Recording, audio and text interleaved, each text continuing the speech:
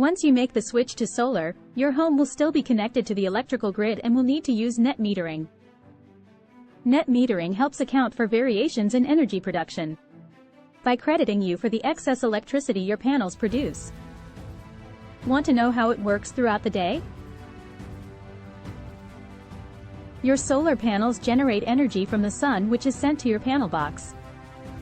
A portion of this energy will immediately be used in your home and the rest will go back out onto the grid.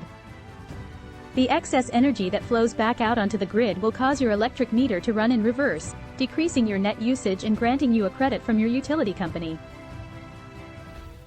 Your system will quit producing when the sun goes down and your home will begin to use energy from the electrical grid again. This will cause your electric meter to spin forward and increase your net usage. At the end of your billing cycle, you will be charged for the net amount of energy you used. Depending on your energy needs, this amount could be negative or positive, and your household would receive either a credit or charge on your electric bill.